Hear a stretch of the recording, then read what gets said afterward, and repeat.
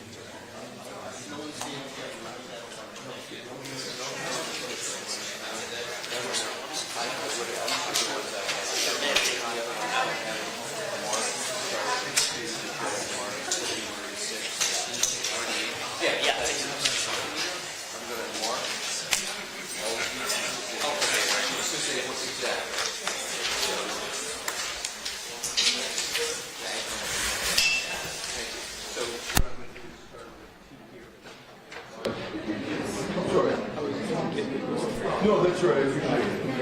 No, I appreciate it.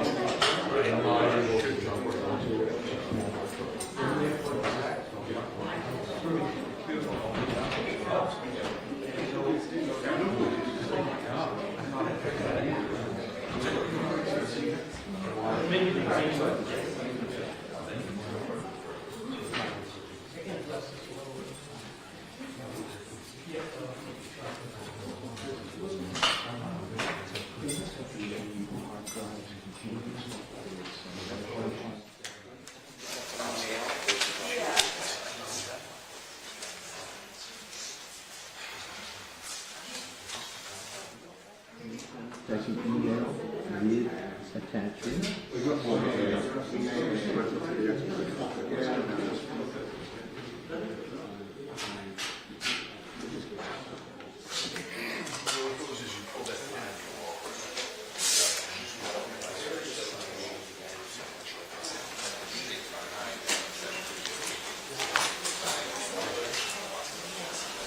that where it is?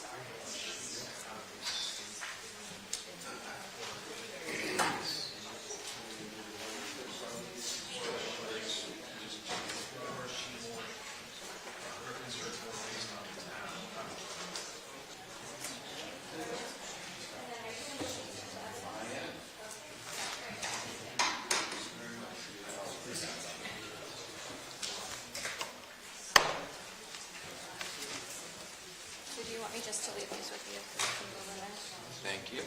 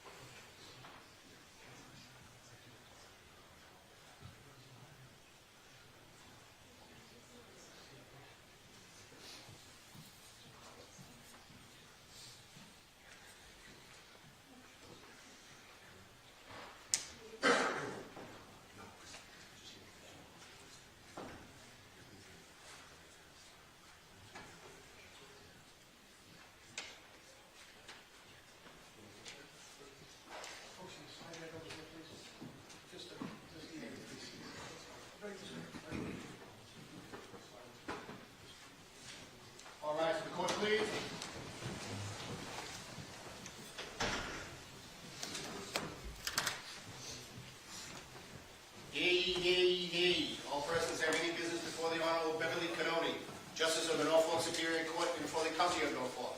Draw near, give your attendance, you shall be heard.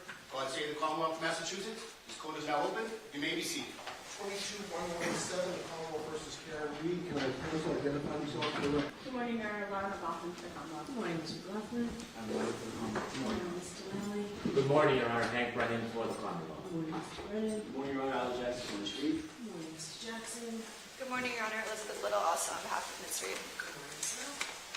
Morning, Your Honor. Robert Alessi for Ms. Reed. Good morning, Mr. Leslie. Good morning, Your Honor. David Dimetti for Karen Reed. Good morning, Mr. Nettie. Good morning, Mr. All right, so we've got a few things to cover today. We had a couple of questions to finish off about the defense position on the opposition to excluding the ARCA witnesses. Then we'll go on to defendant's motion to exclude Mr. Crosby, Dr. Crosby, and then we'll go on to the defendant's motion to exclude Robert Gilman. I know they're both under dogger grounds, and we'll hear about that. And the Commonwealth's motion for sanctions. And we have newly filed a motion to amend the scheduling order so that we don't hear the motion to dismiss today, and in opposition to that, and a motion to reconsider part of my prior ruling regarding the tapes at the Canton Police Station video. So that's the order that makes sense to me to finish up what we already had scheduled last week. If you don't hear anything else. So the questions that I have. Before we start, so I want it to be very clear, counsel knows this. There has been some attempt at distinction between defense counsel. Mr. Yannetti wasn't on the emails. Ms. Little wrote the pleadings that everyone signed. Mr. Alessi's late to the game here. But you all know that when one of you speaks, you speak for the entirety of the defense team. When one of you acts, you act for the entirety of the defense team. And when one of you makes representations or misrepresentations, you speak for the entire defense team. You all know that. Do you understand that, Mr. Yannetti? I do, Your Honor. Ms. Jackson? Of course. Ms. Little? Yes. And Mr. Alessi? Yes, Your Honor. So, each attorney is legally accountable for the actions and statements of the entire team. So, now the questions that I have, Mr. Alessi, that you said you welcome questions, and I appreciate that. So I wanted to talk a little about that pause email that you call it. Could you stand, please, because I am gorgeous. Yes, I was going to go to the podium. Sure, go ahead to the podium. Thank you. I didn't want to stand while you were talking. You could stand. All right, so the pause email, as you call it. So first of all, we have that Wednesday, March 20th, 2020, 10:49 a.m. Email from Mr. Jackson. Dear Dr. Wolf, thank you so much for taking the time to get on the phone with me this morning. Pursuant to our conversation, please feel free to forward an engagement letter to this email address. I will get that countersigned and returned to you forthwith, along with your retainer as required. Also, if you could attach a copy of your, Dr. Rentschler's, and Mr. Klein's CVs, I would appreciate it. I look forward to speaking to you and your team soon as we iron out the logistics for your participation in the trial. Thank you again, AJ. Then, as you pointed out, 2 days later, an email from Daniel Wolf to Mr. Jackson regarding Reed engagement, and that's the title of the other one. Subsequent to our conversation on Wednesday, the U.S. District Attorney's Office has asked that we pause on any further conversation until we receive additional information from their office regarding our involvement moving forward. I will provide you an update when I have it. Thanks, Dan. You called that a pause email, but when I was looking through my notes, what you said was, based on that pause email, I infer that there was no further discussion between ARCA and Mr. Jackson regarding compensation and retainer, and then out of the blue, the bill arrives. So my question to you is, are you inferring, or do you know that to be fact, that there was no conversation, emails, texts, letters, phone calls? Do you know that to be fact, or is that what you are inferring, as you said? I am inferring, Your Honor, I do not know that as a fact. Okay. So now my next question is regarding the invoice and the payment or fact of payment. So the invoice was provided on February 13th, 2025, provided to the Commonwealth. The bill itself was paid on July 25th, 2024. Why wasn't the record of payment produced at the same time Same time as what, Your Honor? as the invoice? And you're referring to the record of payment being... Yes, why wasn't the fact that this payment was made? It didn't come out, for me, at least for the court, until I asked you midway through your proceedings. And in fact, I have the opposite. I have filed after that February 13th date, and I know Ms. Little filed something yesterday to clarify this. It seems pretty clear. This was filed, I believe, on the weekend, February 16th. In the Commonwealth's opposition, defendant's opposition to the Commonwealth's motion to exclude employees of ARCA, the Commonwealth's motion to exclude these exculpatory expert witnesses who were not hired or paid for by the defense is not made in good faith in a desperate and transparent attempt to keep exculpatory testimony of neutral expert witnesses from reaching the jury in this case. Going on to the next page, ironically, the Commonwealth accuses the defendant of failing to comply with her discovery obligations while conceding that the information is not in her care, custody, or control. Moreover, here, the defense has gone above and beyond its reciprocal discovery obligations and has already satisfied all of its mandatory discovery obligations under Rule 14 and turned over all additional information in the control and custody of the defense relating to the ARCA witnesses as ordered by the court at the last hearing, in spite of the fact that the defendant's reciprocal discovery is not yet due. How do you reconcile that? I had to ask you midway through your presentation whether that bill was paid. I'm going to answer it, Your Honor. I just want to make sure you were finished with your Go ahead. question. I learned that that invoice was paid Sunday night before February 18th. I'm going to repeat that. I learned... You don't have to I'm sorry. repeat it. And again, what you know and what all counsel know is one and the same. I understand, Your Honor. And I want to... So I'm answering your question. That's part one of the answer. When that was submitted on the 16th, I had not gone and done my investigation and gone through and asked all the questions that I did. So that's part one. Part two of the answer is, Your Honor, you've referenced that I didn't get to the payment until the middle of my presentation. The reason is because I did my presentation in chronological order. And that's the notebook that I laid out. I started with March, went all the way through, and when I got to the invoice, before I could state that it was paid, Your Honor asked the question, was it paid? And my answer was, right away, yes, it was paid. And I said, and that's what I was going to get to next. So the reason why it came out when it did is because I did the whole presentation in chronological order. But the motion, defendant's opposition to the Commonwealth's motion to exclude employees of ARCA, is signed by you. Your Honor, it is signed by me, but if I could with regard to 3.3A1. 3.3A1 is not a strict liability statute. That's the reason why it has knowing in it, is in order to violate 3.3A1, the attorney in question has to know with regard to the fact in issue.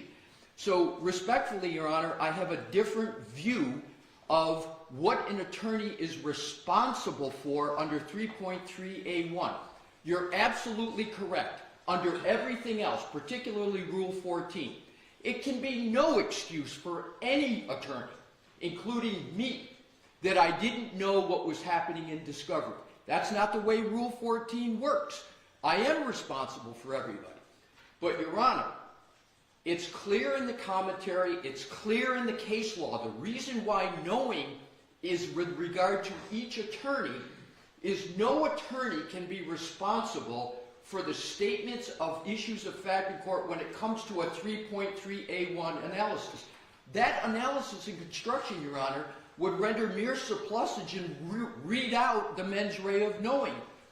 In something that critical of render to the court, that's why they put the mens rea in, because no attorney can be responsible for a misstatement of fact of another attorney unless they have knowledge of the misstatement and they knowingly participate. So I respectfully have a different conclusion than Your Honor does about attorneys being responsible for statements on candor under 3.3A from everything else in the world, which I agree completely with Your Honor. All right. I'm not going to ask other counsel. All right. So let's move on to the next motion. Your Honor, if I could, the tags that I had, I'd marked them as exhibits. I didn't do that last time. In the white book? The white book, and I had it marked. Mr. Brennan has agreed to them going. May I just offer them in at this time? They're all marked. There are two. Your Honor's February 6th was Exhibit 1, so I picked off on 2 and worked it out before. What would you like me to do with these, Your Honor? You can hand them to the court officer, we'll hand them to the... Well, there you are. Thank you. Thank you, Your Honor. And have you concluded what you... Yes, but let's look at this one. Okay. Yes, 229. All right, so let's go on to your, did the Commonwealth want to add anything? No, thank you, Your Honor. All right, so let's go on, and I don't have to, 499. So the motion of the defendant to exclude the testimony of the Commonwealth's witness, James Crosby. And I read it 2 weeks ago when it came in, Mr. Leslie. I'll hear you on your motion. Thank you, Your Honor. I'm just getting myself reoriented Take back your to time. it. Thank you.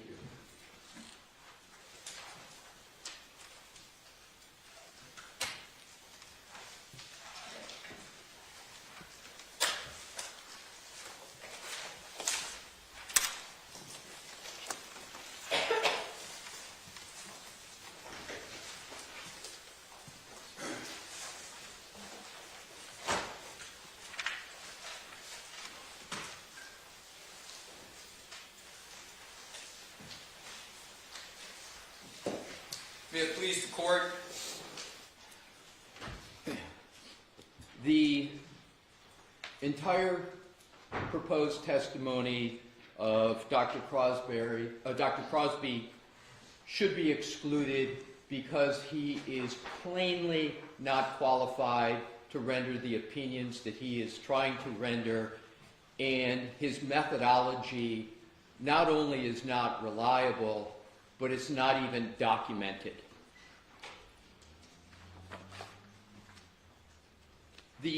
Your Honor well knows the inquiry under Dalbert Lanigan, so I won't go through Rentala and the rest. Your Honor's heard it many times before.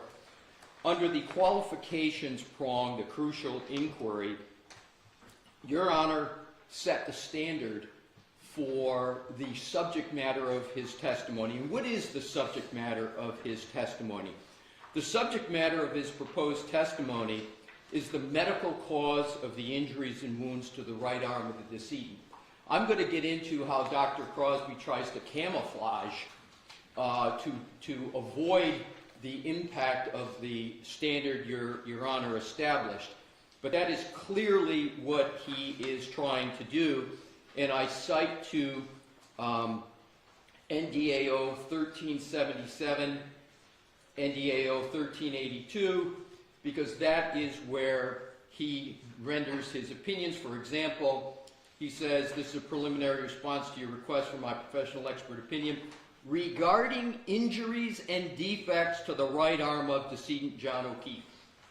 Similar statements, so it's very clear that's the subject matter of his testimony.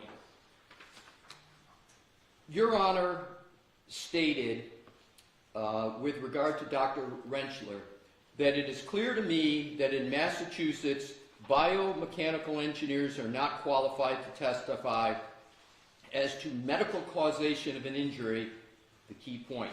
Only an MD can do that. That's what Your Honor said was the clear law in Massachusetts.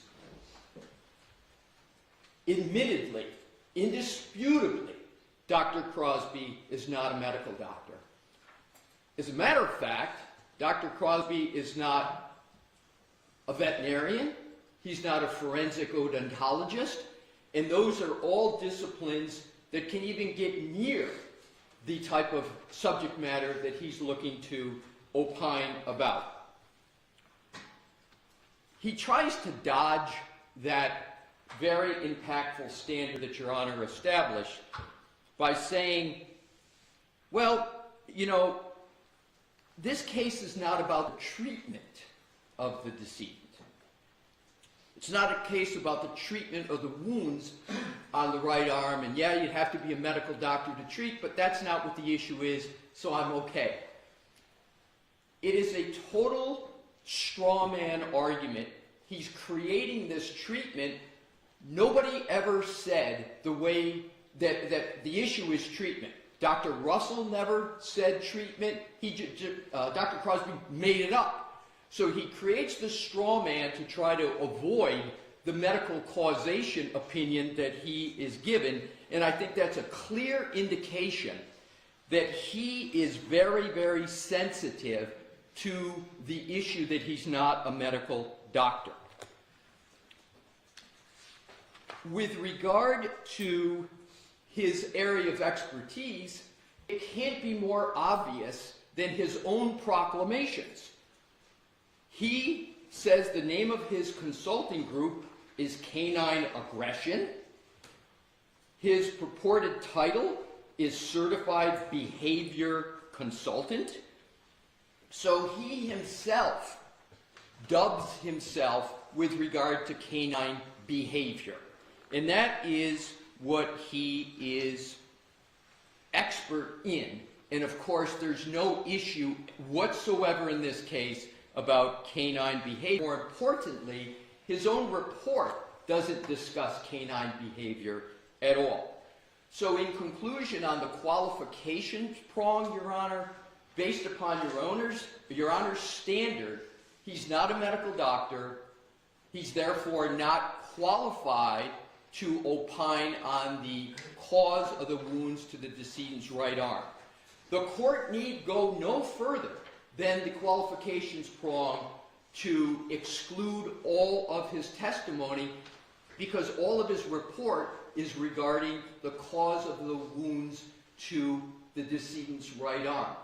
And it almost is common sense that when someone is trying to opine on the cause, the medical cause of injury, that if you're not a doctor, with regard to the issue, that you're not qualified. So now let's go to the methodology of Dr. Crosby.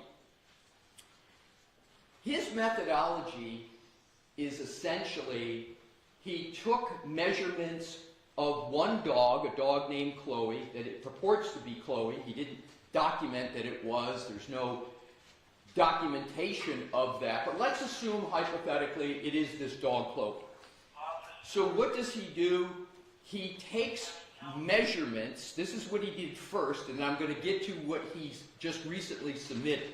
So what does he do? He takes measurements, anesthetizes the dog, takes measurements of the teeth, and then he takes those measurements and he tries to apply them to photographs of the decedent's right arm. And he basically says in his methodology, I am measuring the distance between the canines, I'm taking other measurements of the dog's dentition, and then I'm going to compare them to the decedent's right arm in a photograph, and I am going to opine that the measurements of the dentition don't match up with the measurements and distance of the wounds on the right arm. Therefore, this dog couldn't have caused these injuries, and therefore these wounds are not caused by a dog, and this dog, so he says not only not Chloe, but no dog. Then he goes even further and he says, and I believe the cause is some sharp object. So now we have him going even beyond a dog, and he's claiming that it was caused by a sharp object. It just goes to show you how far he is afield of what he is doing. So he's not a medical doctor, so he's now performing essentially another diagnosis of the wounds to a human. He provides zero evidence of any experience in determining whether a wound on a human is caused by a dog or a sharp object. And his methodology, Your Honor, is remarkable for several other reasons. First, he uses a hospital wristband to take his measurements because the photographs of the autopsy didn't have the ABFO ruler in them. So he tries to use the wristband as a surrogate for his measurements. He provides no support whatsoever for using that surrogate. And what do I mean by support, Your Honor? For an expert to justify a methodology, they've got two ways to do it. The most prominent and common is that the methodology is generally accepted in the relevant scientific or medical field. He provides zero, and I mean zero, words to tether his methodology to a commonly accepted practice, meaning his methodology that he used, he doesn't show any support for that at all, let alone it's commonly accepted. He doesn't cite to one study, he doesn't cite to one scientific publication that says this is a permissible way to determine whether a bite is from a dog. So the burden, as Your Honor knows, is on the Commonwealth to establish the methodology. And I note, Your Honor, that the Commonwealth, in its first response, states in the third paragraph, Dr. Crosby engaged in recognized methodology to study the abrasions on John O'Keefe's arm. What recognized methodology? Where is it? It's not in his report, and it's not even in the opposition. So they try to brush over with a conclusory statement, Dr. Crosby engaged in recognized methodology, when it's nowhere in their opposition. Where's the recognition for it? That dooms completely their second prong of Daubert. Then what they say about methodology in the same paragraph, they say the methodology employed was based on facts, science, and study. What do they cite to? They cite back to Exhibit 1, which is his report, which has not one footnote, not one reference in his report to support it.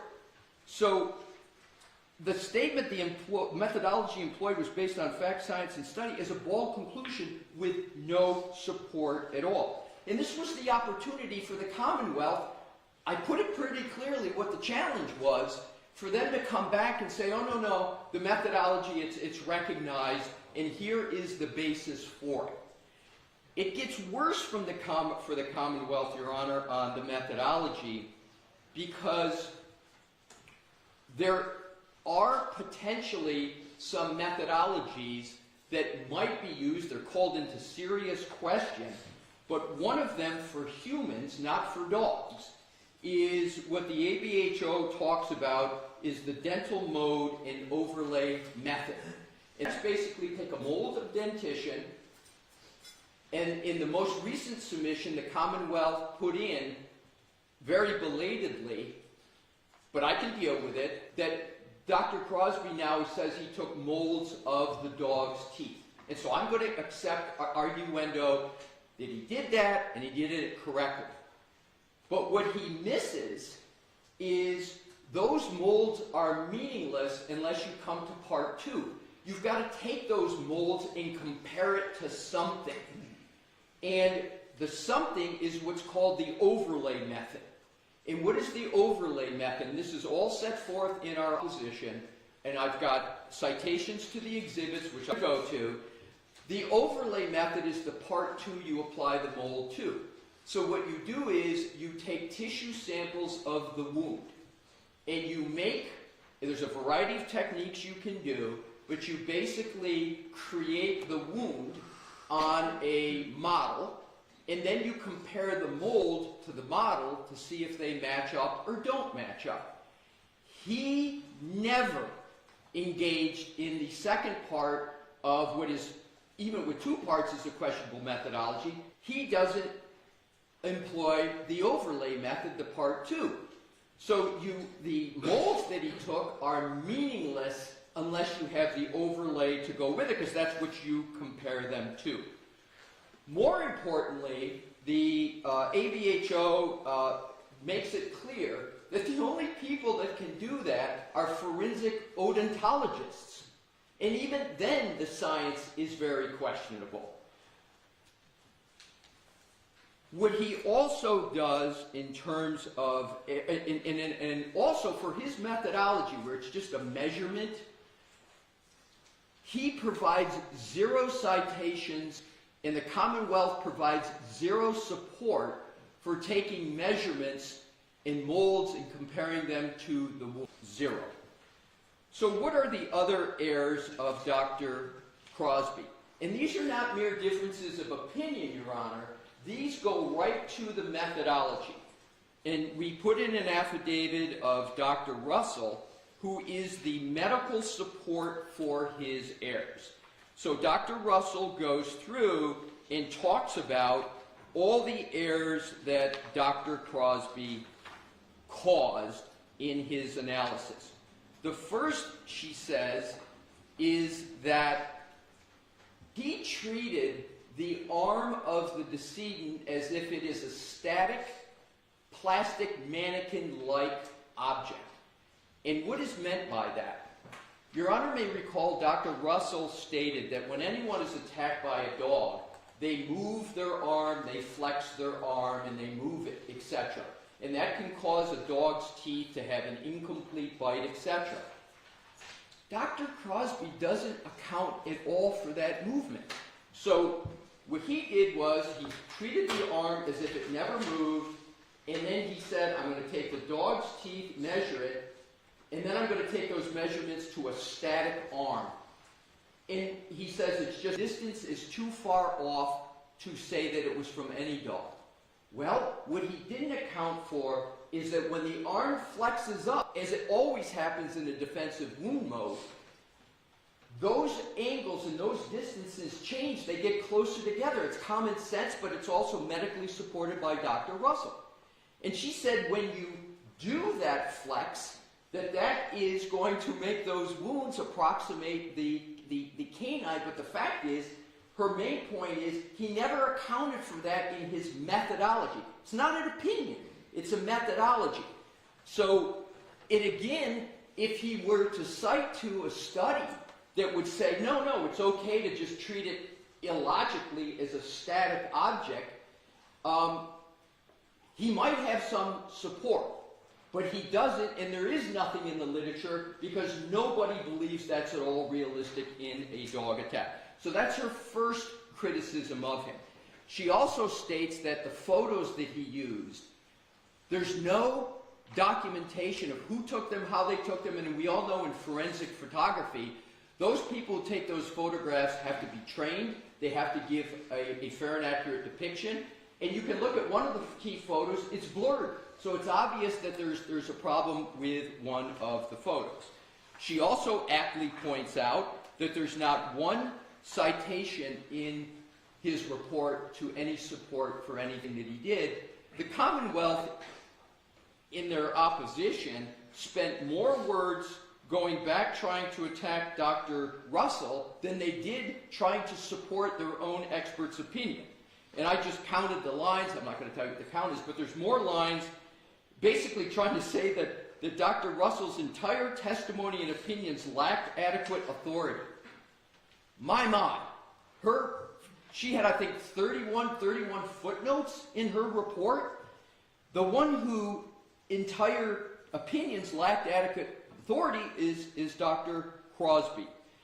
The other criticism that she has on the methodology of Dr. Crosby is that he didn't account for the dimpling and pinching and piercing of skin. Human skin, when there's any pressure, particularly with a bite, it moves, it dimples, it hits the muscles, etc., etc. He gave no account for the condition of the human arm and skin and anatomy, perhaps because he's not a medical doctor and doesn't know the area. So, with regard to the Commonwealth's response, I'm appreciative of the fact that they cited to his thesis. So what they say is, in the second paragraph, they said his master thesis, the specific use of evidence in the investigation of fatal dog attacks, has been peer reviewed. So what did I do? I went and read both of his theses. What I found is particularly probative of the issues I just raised. So I looked at his and read his, I read 179 pages of his 2016 Master of Science thesis that they cited.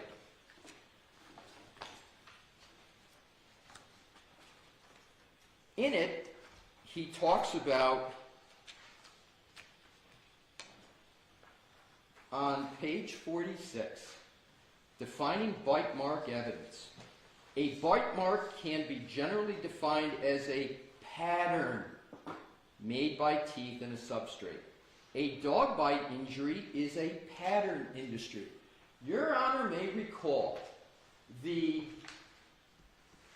absolute probing of Dr. Russell on patterns and the arguments that patterns are a soft science and you can't rely upon them.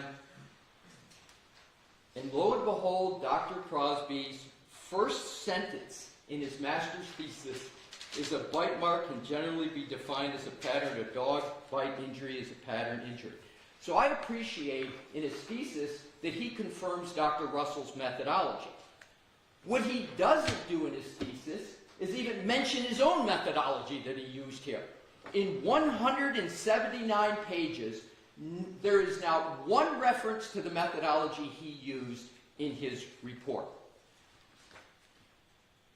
With regard to, I mentioned the ABFO, the American Board of Forensic Odontology, and I mentioned how difficult that is to do that correctly. In his thesis, he states, and I quote on page 61, the guidelines, however, do not indicate the criteria necessary for using each method to determine whether the bite mark can be related to a person's dentition and with what degree of probability. There is no science on the reproducibility of the different methods of analysis that lead to conclusions about the probability of a match. A very, very, and I couldn't agree with Dr. Crosby more on that. He then talks about, in his thesis, about the fact that there's no accepted methodology for dog bites, even using ABFO. And on page 63, I'm going to quote what he says. Although the ABFO does not specifically address animal bites, it would be logical to apply the same standards to forensic examination of dogs. And what is that standard? That's the mold in the overlay, right? He never did the overlay, and he was proposing in his thesis that that might be a way to go, but he recognizes that it is not reliable. And then on page 66, the last paragraph I'll cite in this, He says, reliability in human cases is under examination. Hard statistical agreement on consistency is not present, so each evaluator will have to make the best argument in each case. As case law develops and examination science progresses, we can hope that standards will be established and accepted. Until then, a forensic bite evaluator can best develop their opinion based on whether the bite mark in question is consistent or inconsistent with a pool of potential subjects established by other means. Here we go. This opinion should be heavily influenced by supportive hard evidence, such as DNA, physical observation, blood, tissue recovered from the gastrointestinal tract, and other factors. So the ABO, he agrees with the fact that even with this methodology, you've got to have it supported by this hard evidence that he doesn't have anywhere near in his methodology. And what he also talks about is relying upon a medical examiner for this hard evidence. And what we point out in our opposition, Your Honor, he never worked with a medical examiner for his methodology. He never worked with a forensic odontologist. In the case law that we point out, even in this very suspect area of bite mark analysis, even in the cases that allow it for humans, they are all cases where there had to be a forensic odontologist or a medical examiner involved for quite obvious reasons. So his master's thesis supports the methodology of Dr. Russell and provides not one mention of his methodology. So then I said, well, maybe in his PhD thesis, which is more recent, 2023, maybe in that thesis that the Commonwealth did not cite. So I went and read 143 pages of that, and there is zero mention of his methodology, and that was just 2 years ago. So what does he say? In his whole thesis is entitled Dog Bite Related Human Fatalities, a Scientific Study. So it's really about fatalities, and here it's undisputed that the decedent, his death wasn't caused by a dog. It's a dog attack, but that was not the cause of death. And his whole thesis is about the problem statement. He defines his thesis on page 18. One of the problems is the lack of standardization of methods in reporting. Lack of standardization manifests in several ways. So basically what he did in his thesis is he went through and talked all about when there's fatalities, there's ways, and he creates a classification system on page 63. But his classification is on behavior. Second sentence, page 63. Classifying dog bites. This provided the opportunity to develop a protocol for classifying the incident from the dog's likely perspective based on its behavior. That's his thesis. It's got nothing to do with, is this wound caused by a dog bite? And so on the point of needing a medical examiner, needing someone like a forensic pathologist to be involved, he agrees. Page 125 of his PhD thesis, first full paragraph. Where possible, medical examiners or other examining experts should document the location, extent of wounds, and try to determine which wounds may have been antemortem, perimortem, postmortem. This may require histological analysis by a forensic pathologist. So he mentions what medical examiners should do, what a forensic pathologist should do. He doesn't even begin to suggest that he should do it or that he is even qualified to do it. So in sum, Your Honor, with regard to Dr. Crosby, whose degree is in veterinary science, I don't know what that is. Dr. Russell doesn't know what that is. It's certainly not a veterinarian, although if one reads it quickly, one might think that's what it issued. He's not.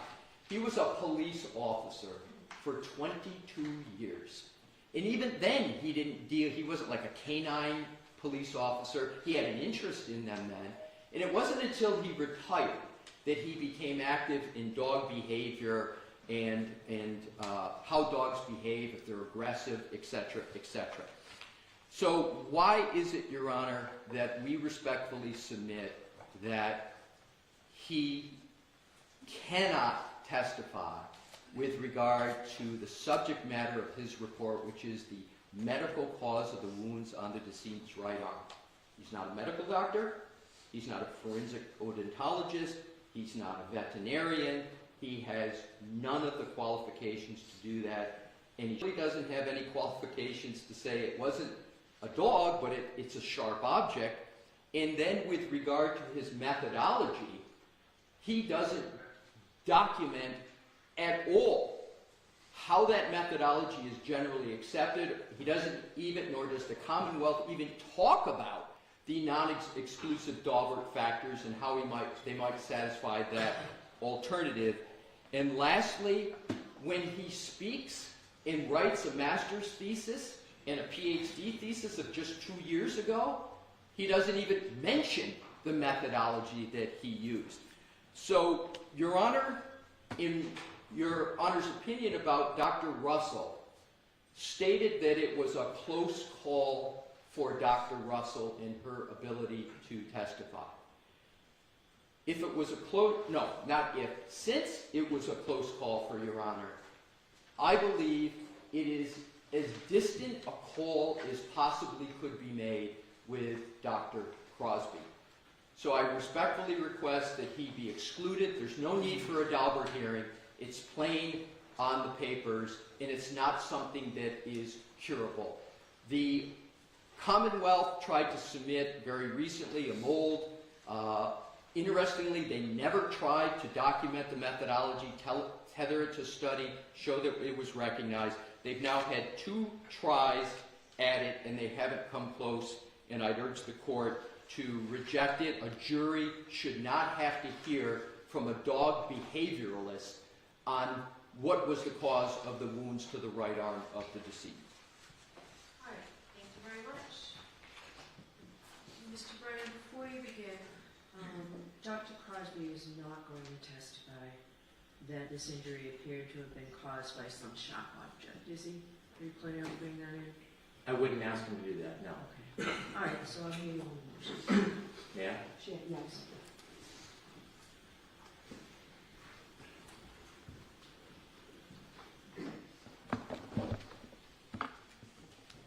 Mr. Releasey tries to point out differences between Dr. Russell and Dr. Crosby, and there's always going to be differences between experts.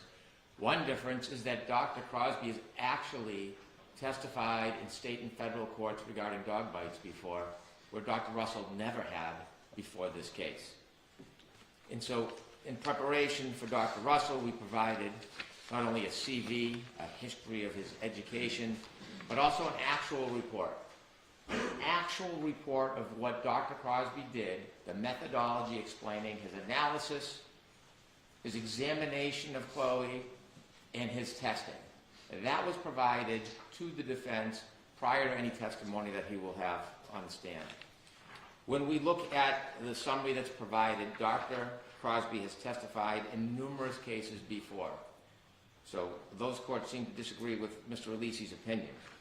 In addition, Dr. Crosby set out in his package numerous different journals and publications that he relied upon in this case. There are a number of publications, I won't read them all to the court, but we can see that he relied on books regarding bite mark evidence, human bites versus dog bites, forensic study of dog attacks on humans, a focus on bite mark analysis. The list is comprehensive: variable mechanisms of dog-related deaths, life-threatening dog attacks, a devastating combination of penetrating and blunt injuries, fatal and near-fatal animal bite injuries, on and on. These are materials that he has studied, he's familiar with. Dr. Crosby has the qualifications to testify, not simply because he's testified in state and federal courts before this case, but also because of his studies and his education. It seems as though Attorney Releasey is trying to bind the court regarding a comment of the necessity for a medical doctor. There is no requisite that an expert in this field needs to be a medical doctor. There is no cases that they provide that bind that limitation. The qualifications of Dr. Crosby are outstanding and significant. He studied at the College of Veterinary Medicine. He completed coursework in forensic animal behavior analysis, animal crime scene, bite mark analysis, veterinary forensic pathology, forensic crime scenes. He is often called to go to autopsies around the country to study wounds and determine if they are bite marks, if they are dog wounds, and if they can be attributed to a particular dog. He served as acting chief. Is that in the papers? The different autopsies he hasn't, I can supplement the autopsies he's been to, and I can also supplement specific cases where he's qualified. He has listed a number of cases in the back of his package. So do I have the packet? The exhibits that I have are attached to the the defendant's motion. They have. I don't know that I have all the reports. Exhibit 1 has Dr. Crosby's report that has all this information in it. Okay. And as I mentioned on a previous date, Dr. Crosby actually went and examined Chloe. And when he did that, he verified that it was in fact Chloe. He did molds of Chloe, and there was a subsequent report regarding those molds, which clearly demonstrate that the distance in those wounds are not anywhere near consistent with Chloe's spacing in his teeth. So sort of as an aside, based on what Mr. Leslie argued, the verification that it was in fact Chloe, has the Commonwealth provided that information to the defense? We have, and we can provide that as a supplement to the court, the verification of Chloe, and we can also provide to the court the bite mold analysis report of Dr. Crosby, which is not in this package. I think that's attached here. I have the photographs. That's part of the original report, but then he actually took a mold of Chloe's jaw and teeth, and then I asked him to supplement a report regarding the mold. And that's been provided to the defense? It has, but it has not been provided in this package, so I can provide that to the court. So I'll supplement those two different items for the court's reference. In addition to his experience, he was Chief of Animal Care Protective Services at the City of Jacksonville.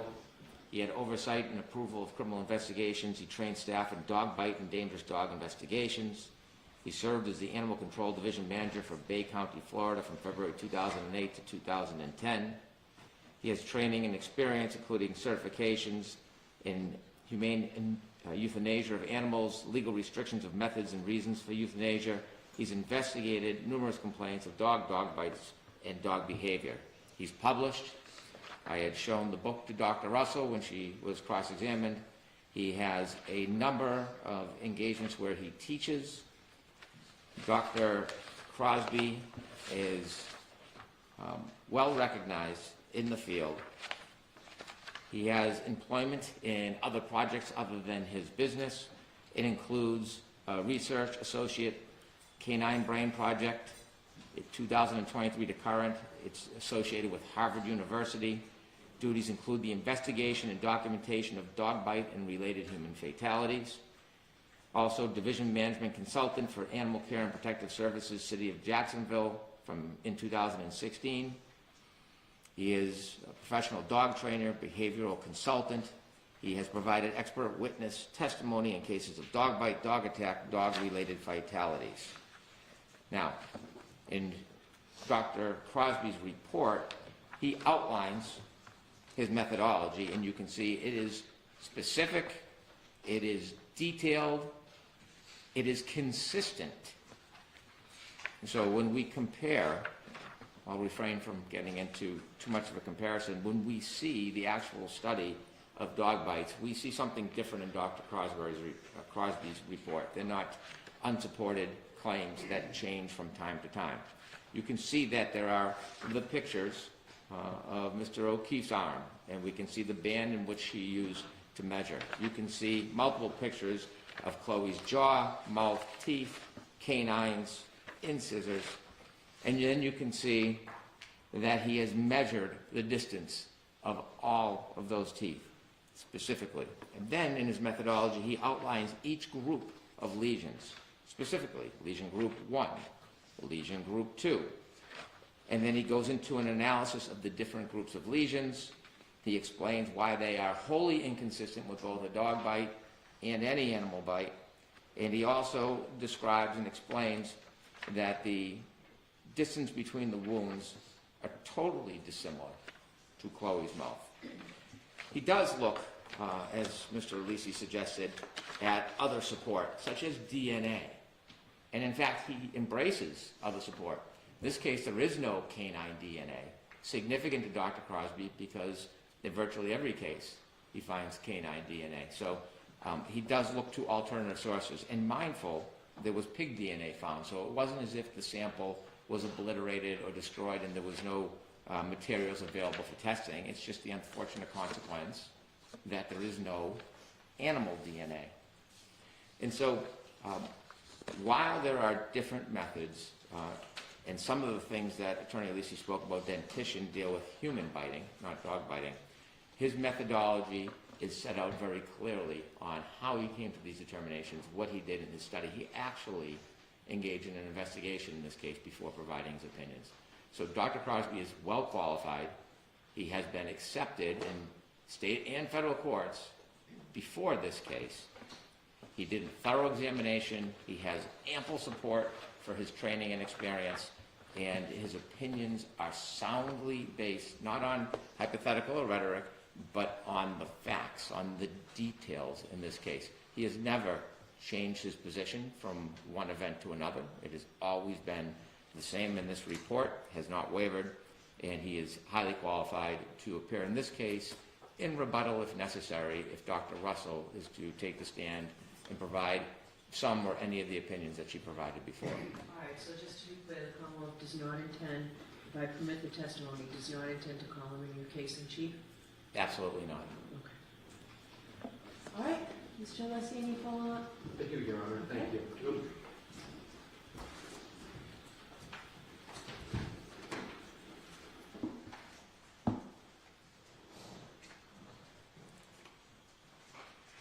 The Commonwealth did not address in its presentation, you heard, one probative, legal, or factual point I made because they can't. Specifically, the Commonwealth just stated that Dr. Crosby has testified in court numerous times. On what? It's important. You can be qualified to testify, and if it's what Dr. Crosby does on behavior, dog behavior, was the dog an aggressive dog? I get it. But the Commonwealth never said that in even one of those cases, Dr. Crosby testified on whether the cause of a wound was from a wound to a human was from a dog. It wasn't mentioned. There's no case provided. As best as I could, I looked at those cases. I couldn't find many of them, but I didn't see any indication that he testified and was allowed to testify that the cause of this wound on a human was from a dog or a specific dog. Point number 2. Mr. Brennan mentioned he cited numerous journals. Your Honor, I would ask the court to take a look at his report. There is now... Hold on, so that's Exhibit 1. Yes, exactly. Just give me a minute. Just put him back again.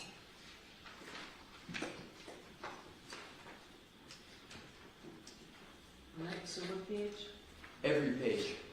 The point is, there's not one footnote in any of his reports. So he does go through his purported methodology. I've never said he didn't present a methodology. My point is, his methodology is not accepted, let alone generally accepted, and nowhere in his report does he say this methodology, this measurement methodology, is accepted at all. And you have to either show in Dalbert Lanigan that either your methodology is generally accepted in the relevant medical community, or that you can satisfy the Dalbert factors, which I'm going to get to. But Mr. Brennan said he cites to numerous journals. Your Honor, this is what Mr. Brennan has to be referring to. If Your Honor would please turn to the end of the report. This starts on NDAO 1400, very much toward the back.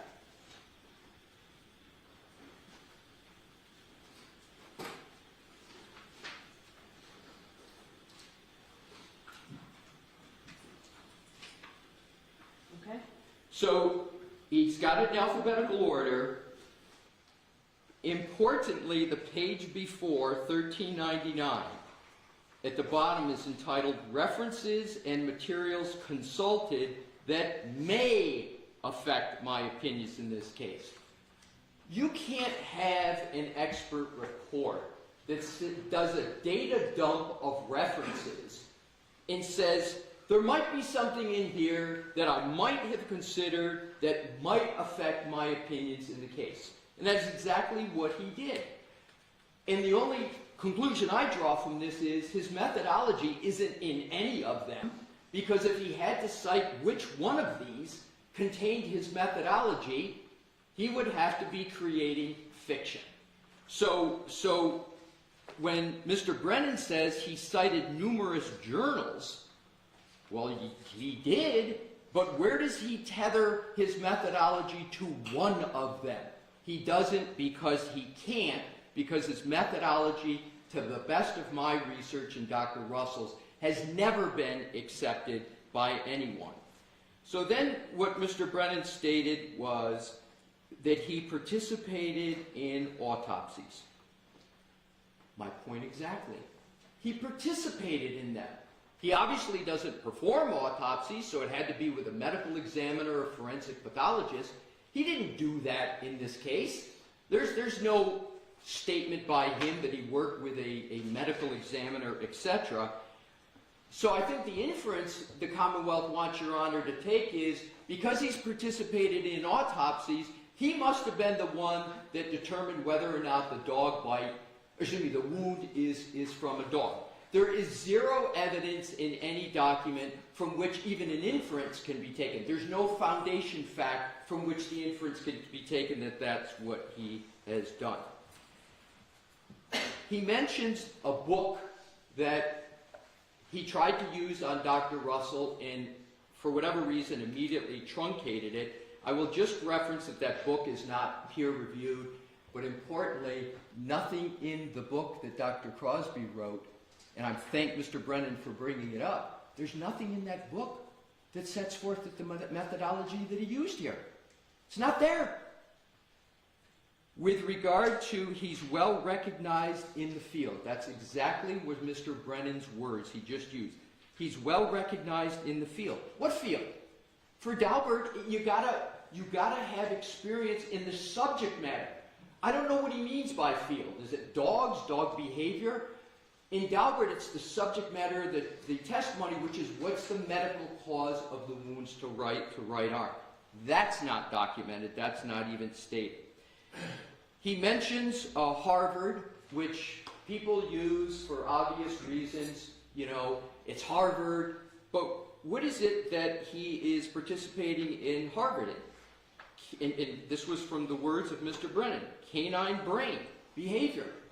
I didn't hear anything that he's at Harvard opining on the cause of wounds to humans and whether they're not from a dog.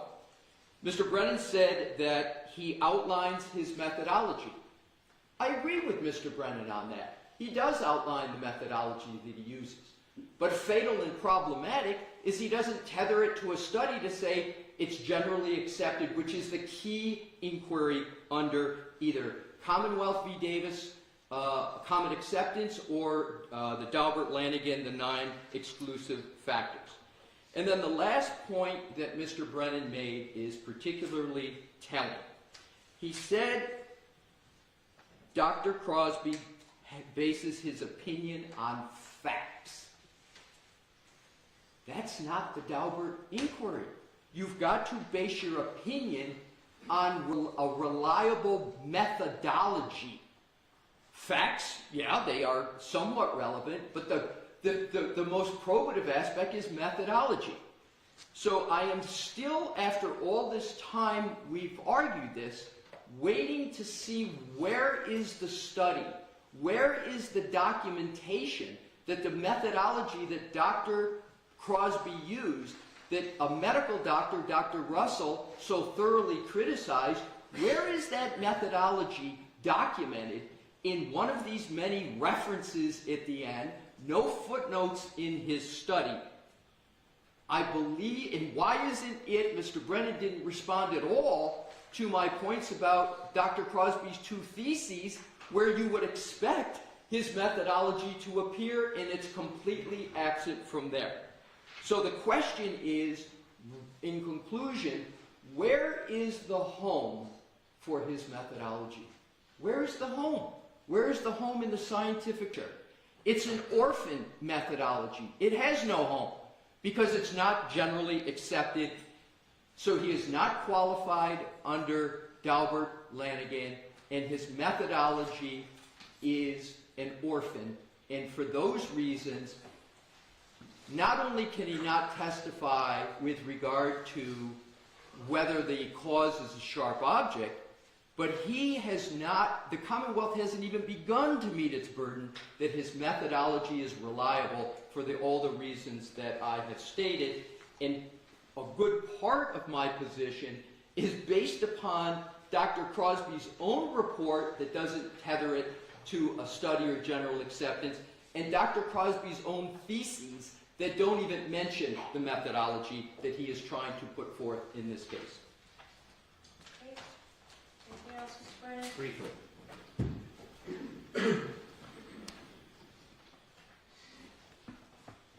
On page 6 and 7, Dr. Crosby offers court cases in which he has testified and provided expert opinion. I will give you specific cases where he's been qualified in state and federal court. Mr. Lisi harps on the idea of methodology. If we remember Dr. Russell's testimony, it wasn't until later in her testimony that she introduced this idea of pattern recognition analysis. And we hear very little about the details. What we knew or learned from Dr. Russell is that she couldn't identify any of the wounds, none of them independently, just collectively. In fact, I think she opined that she was the only expert in the country that really could perfect the art of pattern recognition analysis.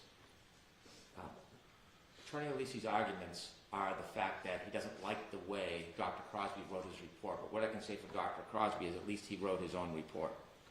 And when you look at Dr. Russell's affidavit in support, there's something, to be intellectually honest about it, striking. Kind of like her original report, where it was clear to me that it wasn't fully written by Dr. Russell. You look at that affidavit, it is not consistent with the testimony or the mannerism or the way that expert speaks. And so a lawyer can craft an affidavit and help craft a report so it meets their idiosyncrasies, but that is not the arbiter if somebody's qualified. Dr. Crosby is qualified, he has experience, he's testified and been accepted by courts before. Thank you. Okay. So before we move on to the next motion, the next motion was, it was filed after the other motions that we finished here.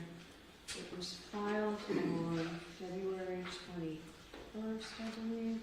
Defense motion to exclude, February 21st. Defense motion to exclude certain testimony of Commonwealth witness Robert Gilman, and in the alternative of Dalbert hearing. So the last time we were here, I wasn't sure we would reach this.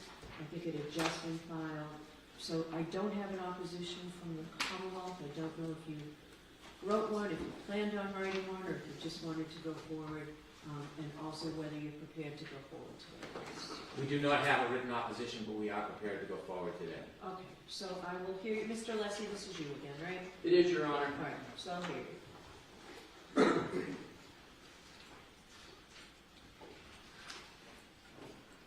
And this is paper 515, Jim. May it please the court, Mr. Gilman, a meteorologist, is attempting to opine on the hardness of soil conditions at 34 Fairview on January 29th, early morning 2022. He states in what is a certified weather statement, that's quote, certified weather statement, many things, and we don't challenge his statements about what the temperature was and precipitation. But what we do challenge is his opinion with regard to the hardness of the ground. With regard to his qualifications, his qualifications to opine on the hardness of the ground. He is not a geologist. He's not a pedologist, i.e. a soil scientist. There's a specific field for that. He's not a hydrogeologist, which is a scientific discipline that blends water movement in the subsurface, particularly the soil.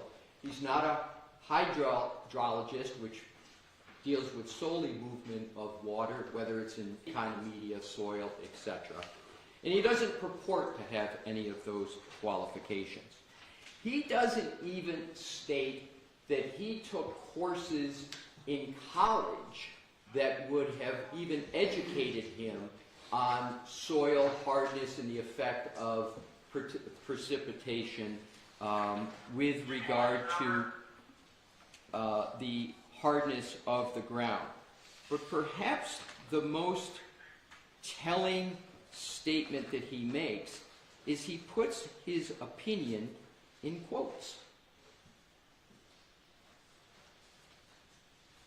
So his certified weather statement is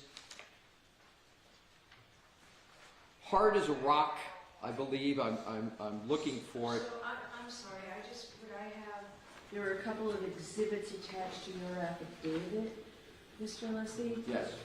So one's exhibit 1, I don't see any. I'm sorry, Your Honor, it's Exhibit 1. Okay. It's his February 3rd, 2025, quote, certified weather statement. Okay. That is it. And at the bottom of it, it's got in the quotes, the Okay, I see it now. All right. I don't see anything that says certified weather statement. It's an email, right? no, his report is Exhibit, well, it does state certified, and I'm quoting certified weather statement. Is it NDA 02802 and 803? It is exactly that. Okay. Yes. So Your Honor, he puts his opinion in quotes, which to me is an indication he's speaking in lay terms. I've never seen an expert put an opinion in quotes. And he does not tether that opinion to any methodology.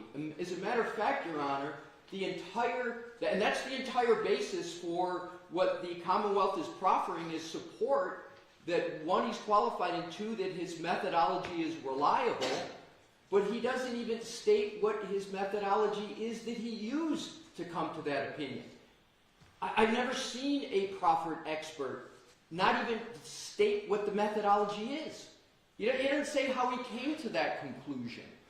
So it's the burden, as we know, of the Commonwealth who's offering the witness to demonstrate by a preponderance of the evidence. They don't even have evidence, let alone a preponderance of the evidence. They don't state a methodology, and they put the key opinion, the only opinion, in quotes.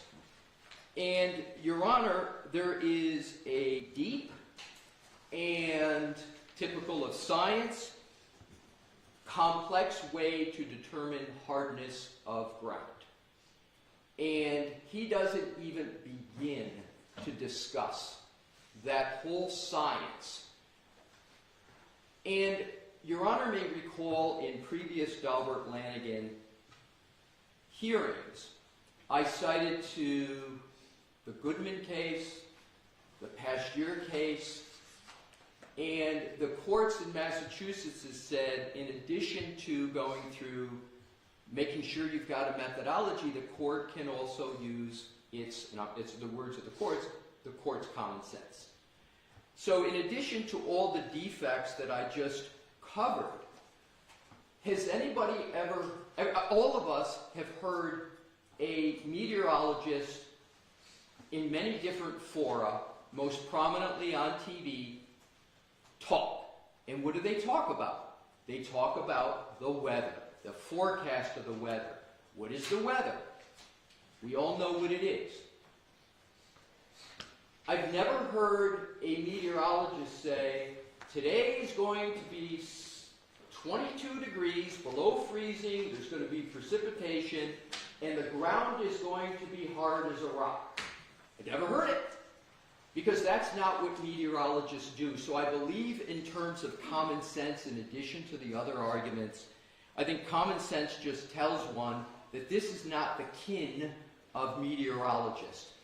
And interestingly, the Commonwealth doesn't cite and document one instance where Mr. Gilman has previously opined on the hardness of the ground. Not one. So in conclusion, Your Honor, he's not qualified in this area. He doesn't even state a methodology to come to the opinion, let alone show that if he had a methodology, it's reliable. He puts the opinion in quotes. I think the only reasonable conclusion from that is he's using layman, like an idiom, a term that people just use. You know, his head's as hard as a rock, whatever. But that's not science. And in order to give an opinion to the jury, the whole purpose of general acceptance, the whole purpose of Daubert, is it has to be based in science, and it has to be the methodology. There's none stated, and for that reason, and the others I've mentioned, Your Honor, Mr. Gilman, the meteorologist, should never reach a jury to talk about hardness of the ground. Thank you. Mr. Brennan, first question, do you intend to call this witness in your case in chief or for rebuttal? I do. Case in chief. All right, I'll hear you. Thank you.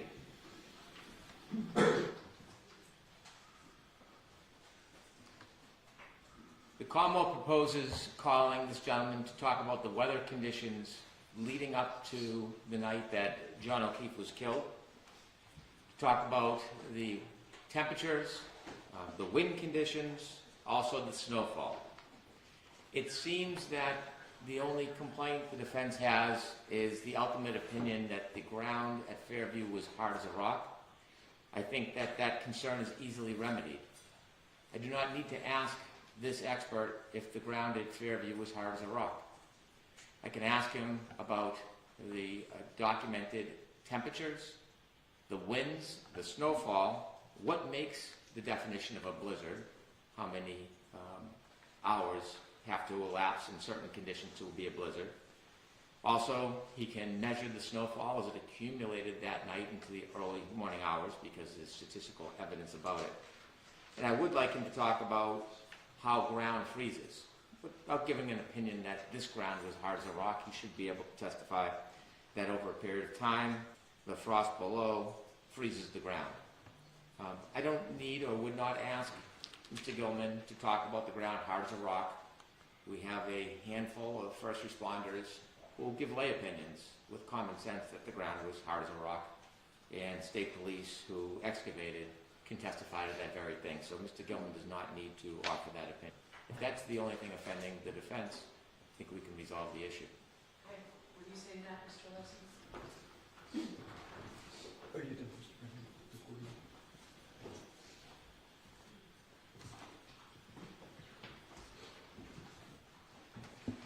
In specific answer to your question, Your Honor, what do I respond to that?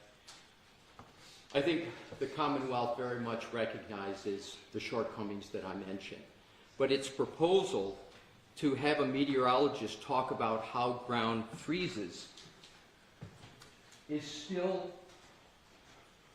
very much problematic because, just by way of example, how a ground, whether it's frozen or not, and how it freezes, I will give, Your Honor, citations to scientific studies that address and techniques as to how one has to do that.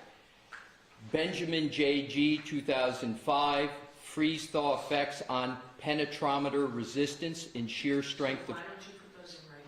I'll- Was that just a Google search? I saw that you had it on your... Actually, Your Honor, the answer is no, it's not a Google search. I actually consulted with the former head of the National Academy of Science on geology, Dr. Donald Siegel, who told me and gave how it is that one determines whether or not ground is even frozen. Okay, so that would be helpful to me. Is there any objection to the Commonwealth to me getting that? Not at all. No. Happy to provide it, Your Honor. Do you want to provide a copy to Commonwealth as well? I'd be pleased to provide a copy to the Commonwealth. All right, so I'll take this under advisement.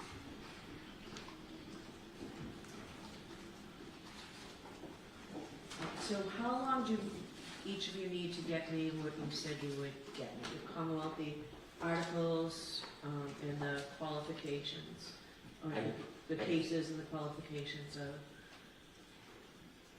Dr. Crosby? I can have that to you today. Great, okay. And those articles, Mr. Alessi, that you were just citing, when can I get those? Do you want all the citations or the articles themselves? If you've got the articles, if you've got a copy that'll save me from having to find them and read them, that's fine. If you just give me the links, I can do that myself. I'll get you the articles, Your Honor, in the text, and it's probably going to take me 2 or 3 days. Do you have the links? Do you have a list? Well, I've got a list right with me today. Okay, so I'll take that. And that'll save you from having to print the articles. You'll let me hand it to the court officer? That would be great. And you'll provide it to the Commonwealth as well. Is that your only copy, Mr. Alessi? Did co-counsel have copies? Oh, no, co-counsel doesn't have any of this, Your Honor. Okay. I just need to black out something here that's... Sure. You don't have to do it right now. Do it before you leave today. I'll do it before I leave, Your Honor. That Thank way you. there, we'll see to it. Jim, can we get a copy made for everybody? Thank you. All right, so now, because we're doing them in the order they came in, Commonwealth's motion to impose sanctions. And this involves a transcript that I've read. I've listened to the actual recording. Maybe it makes sense to take a 15-20-minute recess now. Does that make sense to everyone? Sure. Okay. All right, to the board, please. Is the Commonwealth going to play portions of this or not? The flash drive has been impounded because I understand the nature of it. Is it all, are you referencing just the transcript? Actually, I'm going to see Councilman. You may be seated.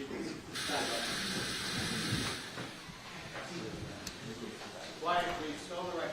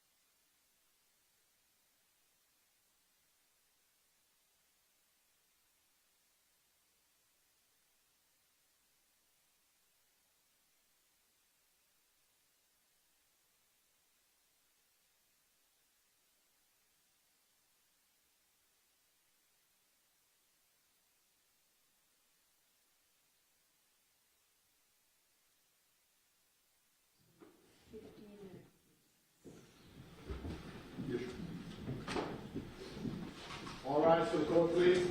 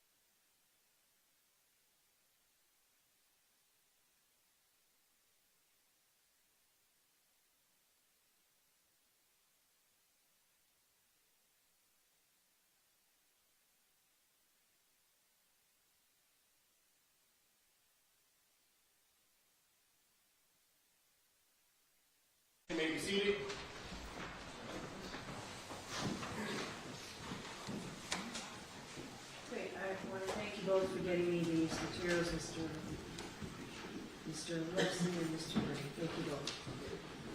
All right, so the next motion we have is the Commonwealth's motion to impose sanctions pursuant to Mass Rule Criminal Procedure 48.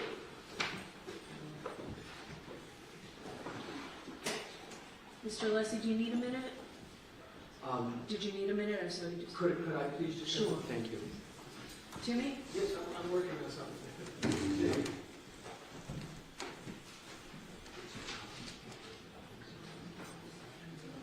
Why don't I take a 5 minutes? All rise, please.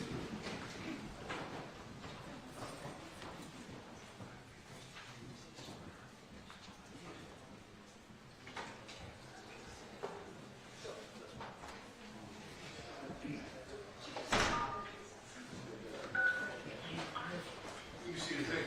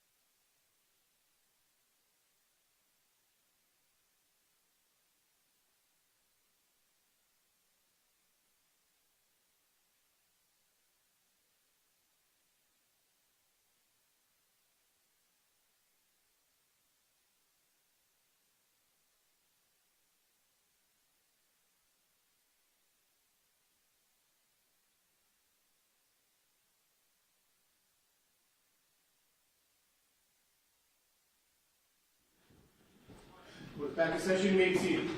Thank you for that. Sure. All right, so, Mr. Brennan, I will hear you on this motion. Thank you.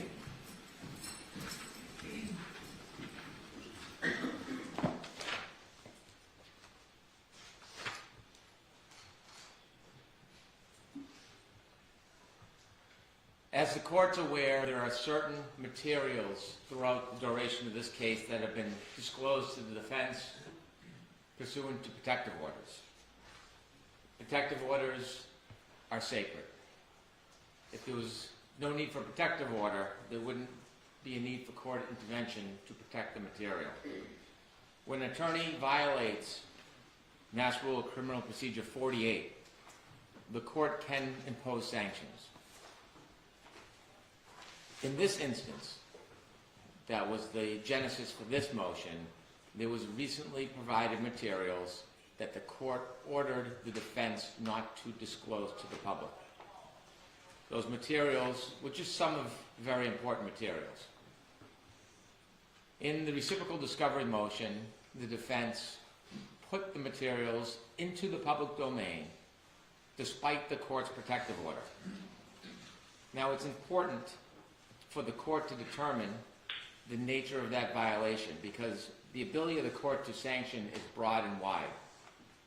There have been other violations, but at this point, a month before trial, given the history of this case, it is important to make sure that these type of violations don't happen again.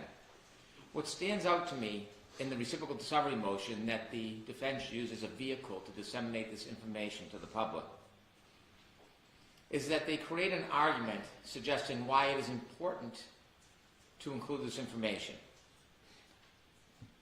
In the memorandum, page 9, what they suggest to the court is because the trooper did not want to watch the closing, it implied that he had been following the entire trial.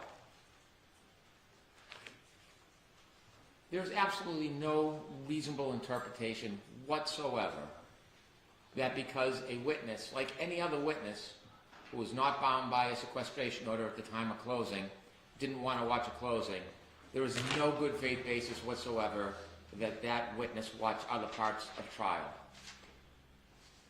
It is an empty shell to make that suggestion, which then gives them the tunnel to put this information into the public. And when you look at the nature of the information, it's obvious why the defense wants this information to the public. It's part of the consistent public relations campaign they have sought. It is a month before trial, and rather than discuss the facts and litigate the facts in front of a jury, it is a deliberate, ongoing, strategic investment to reach the potential jury pool. And it doesn't matter if it's attacking the trial court, the state police, the prosecutor, the prosecutor's office, witnesses.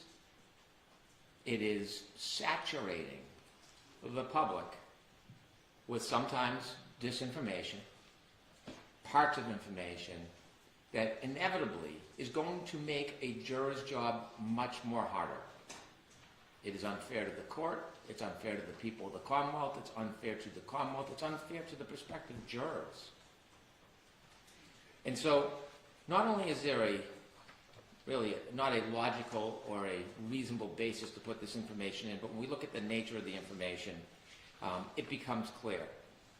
And so we turned over this information 3 times. We did turn it over as a text message, a notice of discovery 51, a protective order was issued, docket 416.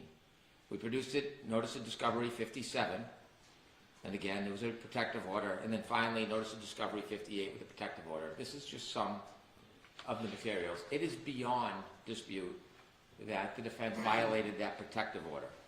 So in considering sanctions, I ask Your Honor to consider the history of efforts by the defense in this case to disseminate information or to make statements that should not reach a prospective juror before this jury trial starts in less than a month. Now, after they disseminated this information, it wasn't within 24 hours, it was within 24 hours, this was in the local news, the national news, newspapers, online, and it seems that was the very purpose it was spit out into the community. And so, the Commonwealth's position is there needs to be a sanction to stop violations of protective orders and violations of the rules of trying to convince the public before trial about a certain side's position. We've had a history in this case that predated me, docket 111, docket 262, where there have been efforts by the Commonwealth to stop, prevent extrajudicial statements, and despite that, it has not happened. There's never been a sanction by the court imposing an obligation for the defense to stop. Rule 3.6 is clear. A lawyer who's participating or has participated in the investigation or litigation of a matter shall not make an extrajudicial that the lawyer knows or reasonably should know will be disseminated by means of public communications and will have a substantial likelihood of materiality prejudicing an adjudicative proceeding in that matter. It's important that all parties follow that rule. And there is no retort. The Commonwealth cannot fight fire with fire. I receive inquiries and calls which I ignore and don't answer all the time because my obligation is a little bit different. It's to ensure a fair trial. Nevertheless, when these type of violations occur, there really is nothing to undo the taint. The history of these violations date back early on in the case, and they continue to this day. Fox 25, defense is quoted, certainly the Massachusetts State Police is involved. There are people that were in that house that are involved. Brian Albert is involved. Jennifer McCabe is involved. The rest of the folks that were in that house, there's some level of involvement by every one of them. Specifically, 3.6 is particularly concerned about disparaging witnesses, about giving a one-side opinion that may not be based in fact and truth about a witness. It is specifically concerned about the credibility of witnesses. There's been an ongoing promotion to talk about ARCA and federal witnesses and what the opinions are, which aren't in line with reality, the reports, or the testimony. It is a campaign. In addition to this recent protective order violation that got attention that money couldn't buy for a party, other information that was provided in our case, then provided in a collateral case, was again sent out to the public domain. The defense has not only trampled over 3.6, they've alluded continually about matters that have no basis in fact. January 18, 2024, District Attorney Morrissey is well aware he's a target of a federal investigation. We're aware of today's hearing in Norfolk County Superior Court in the Karen Reed matter. In connection with this matter, at no time has the U.S. Attorney's Office named any person or entity. That was the response by the U.S. Attorney's Office after they implied.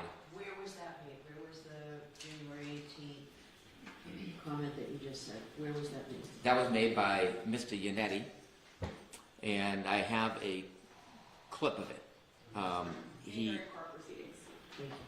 He also appeared on court TV with Ms. Reed. The Commonwealth is moving for a protective order for these letters after revealing part of what they contain. The Commonwealth wants to keep the remainder of the letters hidden because the letters contain information that will embarrass District Attorney Morrissey and his office. The letters demonstrate that he's a target of a federal investigation for what his office has done to Karen Reed.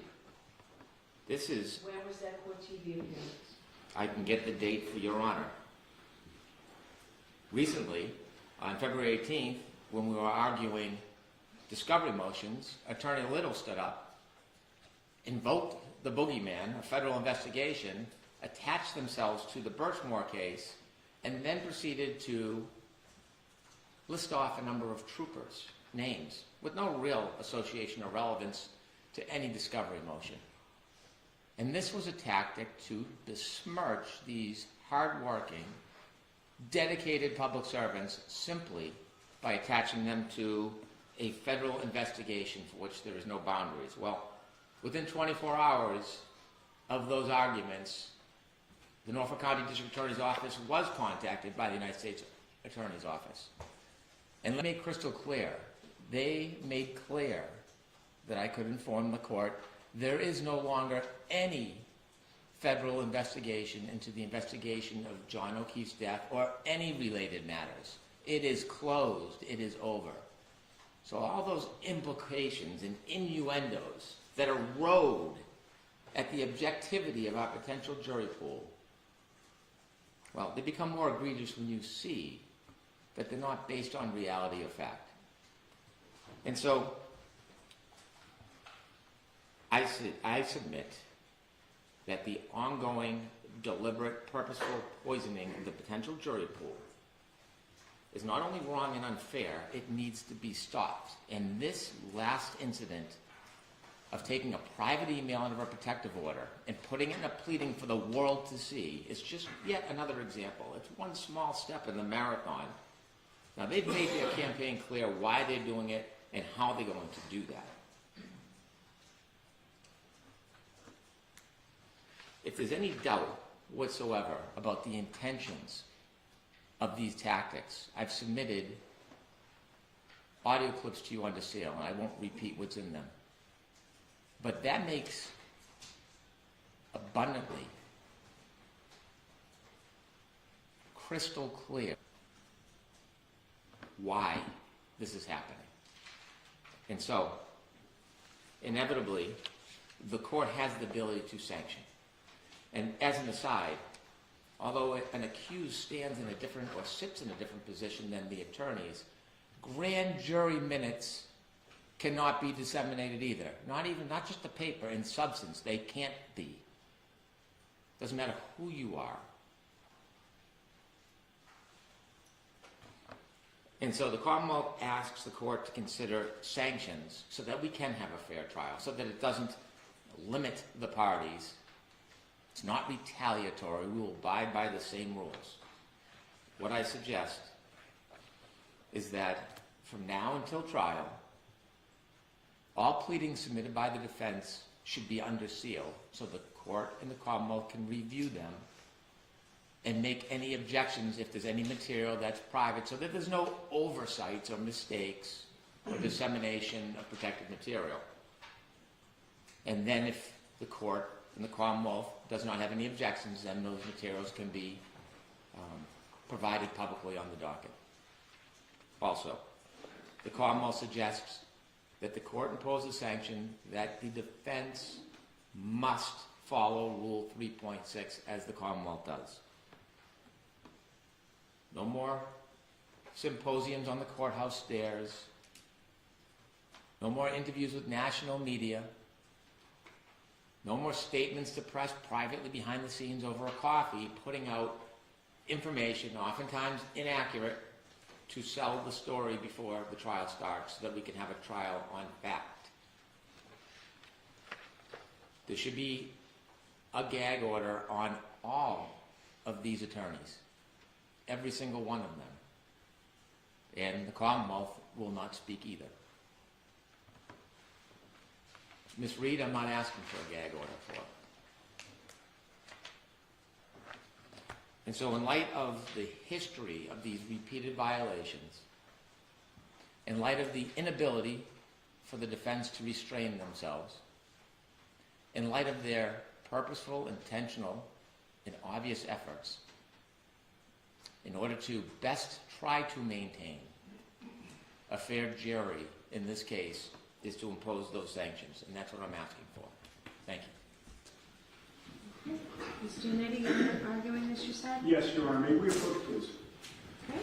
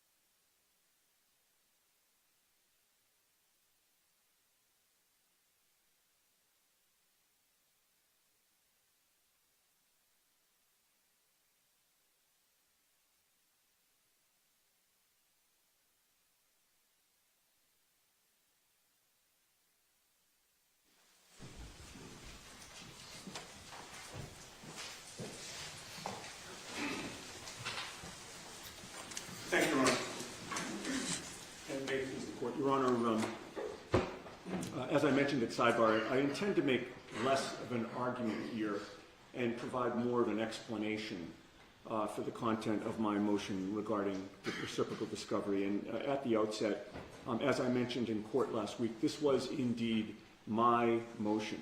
Mr. Jackson's name is listed first only because I used a template for the signature block, and that's why I'm addressing this today. And regarding the motion itself, I do acknowledge that I did not file a motion for impoundment when it was filed. And to the extent that that lack of impoundment is not congruous with the protective order, it was neither intentional nor willful. It was an oversight, not an attempt to flout any rules of this court. And while I do ask the court to take my word for that, I do also submit that there is evidence to back up that word. Specifically, I would note that one of the examples I cited in the motion deals with the testimony of a juvenile. And when discussing that testimony in the motion, I made sure to use initials, not full names, so as to protect the juvenile's identity and to comply with the court's protective order. That's evidence that I did not intend to violate the protective order and that I was mindful of it in that instance. Regarding the communications involving Mr. Proctor, I frankly and simply did not connect that topic to the protective order when I was drafting it. It just did not register with me. It got by me. When I read Mr. Brennan's motion, I went back, looked at the protective order, and then it sure did connect with me. So I immediately called him, and I was transparent with him about what had happened. And so we get to the issue of whether sanctions are appropriate, and I recognize the court's discretion in this regard. With regard to this issue, I believe it is worth underscoring Mr. Brennan's reasons for seeking the protective order in the first place. He listed 3 reasons for the protective order when he filed the motion. And I quote his reasoning here. This order is necessary to effectuate the well-established privacy and safety interests of witnesses and to protect the integrity of ongoing investigations. So the Commonwealth sought to have this court issue the protective order to protect, number 1, privacy interests, number 2, safety interests, and number 3, preserving the integrity of other investigations. And I submit, Your Honor, those interests are all laudable. And I respectfully submit that my disclosure here did not undercut those interests.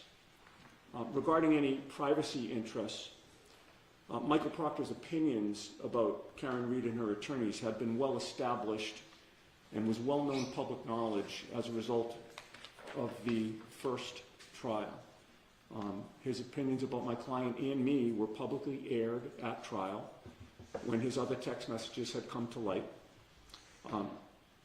inadvertently revealing that he feels the same way about Mr. Jackson that the public already knows that he feels about Ms. Reed and me is a disclosure, mistakenly, that should be considered in light of the circumstances that already existed in the public domain, I would submit. And while the protective order covers this communication, I will note that it was certainly not an instance where I, flagrantly revealed or even inadvertently revealed Social Security numbers, addresses, dates of birth, private information to that effect.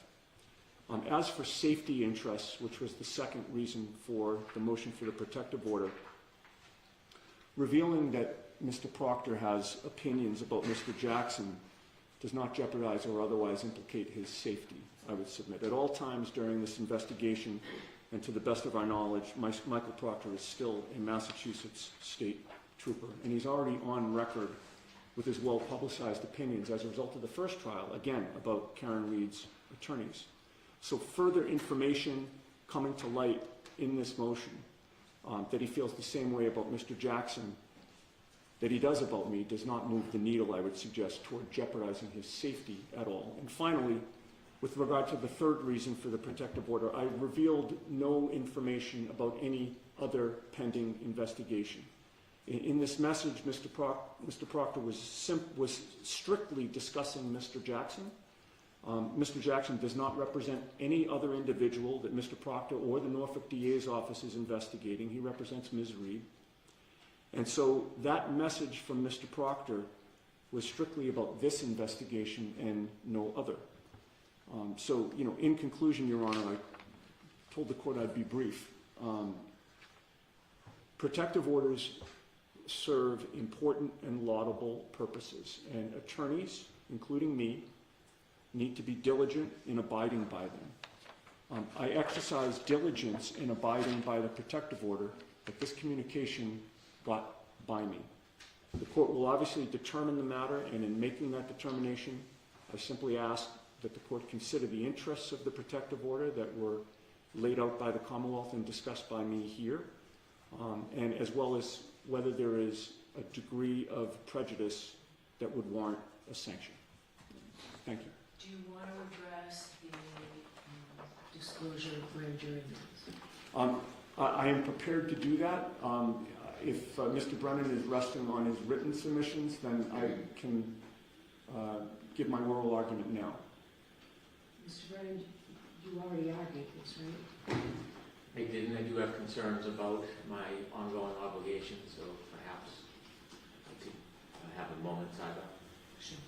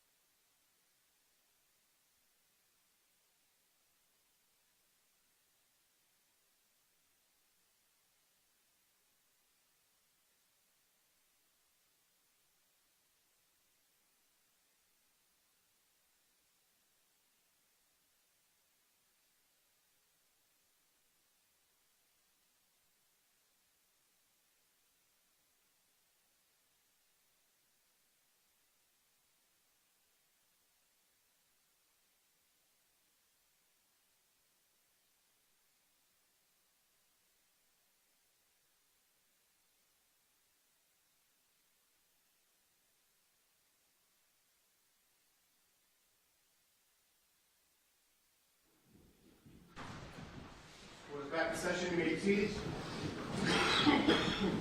Quiet corner.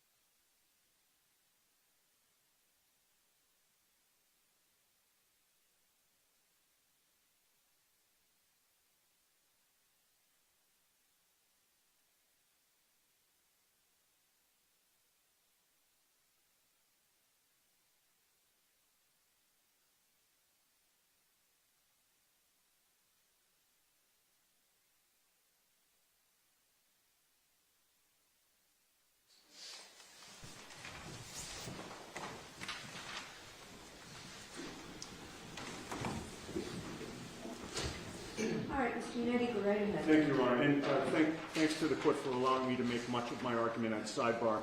The only remaining argument that I can make in... We did that because that was material that needed to be done at site. Oh, I understand, Judge. No, and I'm I just thinking... want the record to be clear. I understand, and I'm thanking the court for that. The only other argument that I'd like to make, and this is appropriate to make in public, because there were allegations that I believe, misconduct regarding the existence or non-existence of the federal investigation, specifically directed at Ms. Little. The timeline is important here as well. Mr. Brennan himself was provided and sent a letter on January 30th of 2025. The letter was directed to him specifically. We obviously received a copy of it. And in that letter on January 30th of 2025, the First Assistant U.S. Attorney, Mary Moraine, informed Mr. Brennan that the federal investigation was ongoing. Those are her words. Mr. Brennan knew that. It was after that letter, I think within about 3 weeks, we were in this courtroom, and Ms. Little had mentioned the ongoing nature of the federal investigation. Not only was that truthful, that came from the horse's mouth. It came directly from the U.S. Attorney's Office, and Mr. Brennan was aware of that because he personally got the letter. It was only after that that Mr. Brennan has reported to the court that the federal investigation later was closed. Can you give me dates again, please? So, what was the date that Ms. Little made that statement, and what was the date that you all found out about what Mr. Brennan just announced in court? Okay, so January 30th was the letter. We believe February 18th, when we were before this court, was when Ms. Little made that statement. And then it was thereafter. I can't speak to when Mr. Brennan says that the federal authorities contacted him, but it was after February 18th. When did you hear the information? When did you hear the information that Mr. Brennan just told us? Mr. Brennan called me to inform me of that. I don't remember the date. Maybe, perhaps he can tell the court when that was. Was it prior to February 18th? No, it was after February 18th. Yeah, no, it was definitely after February 18th. Ms. Little reported the freshest information that we had truthfully to the court. Just in closing, Judge, this was not a boogeyman. The federal investigation existed. It was confirmed to have existed multiple times as late as January 30th, and it's right there in black and white. Okay, any follow-up, Mr. Brennan?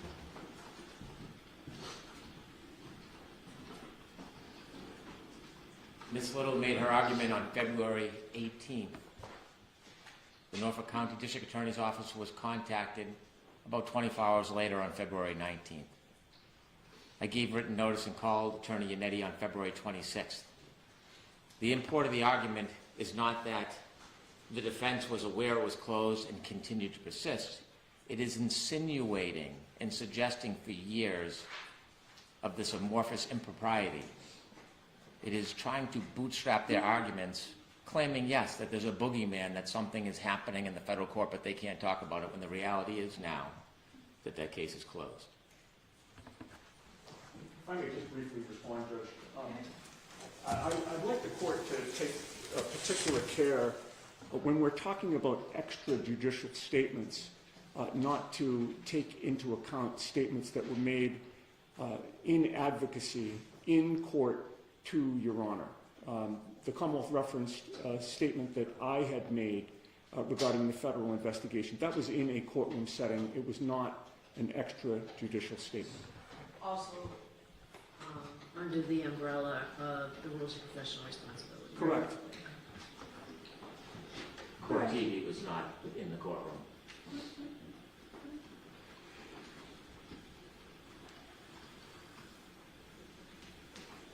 Okay.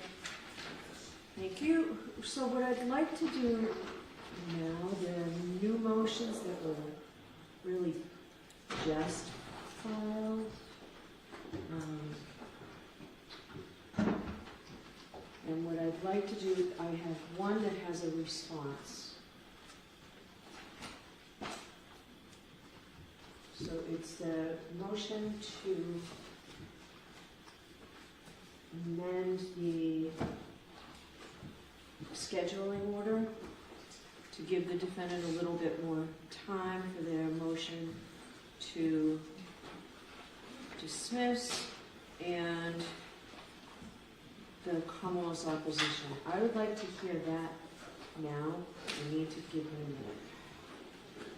The parties have any problem hearing that motion now? It is a No, Your Honor, I think it would be very brief. All right, so I need 1 minute, Mr. Jackson. Of course. Jimmy, I have to clear the date on ones from this morning, the new ones. But the proof one.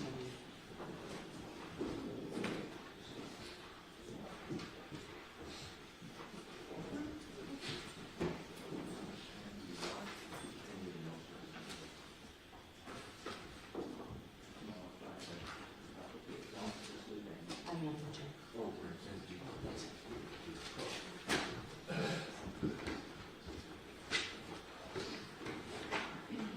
All right, so you're both prepared to argue this motion, right? The motion and the opposition?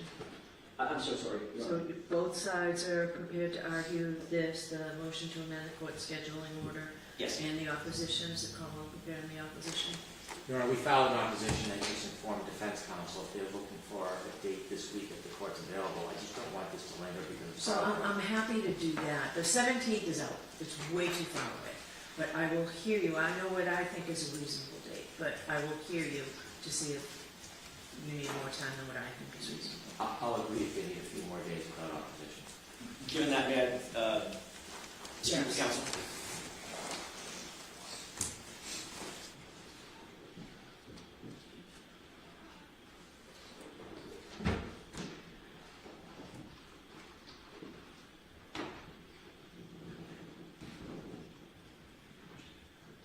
May I address the court, Your Honor? Okay. Thank you. Very briefly, and I appreciate Mr. Brennan's accommodation.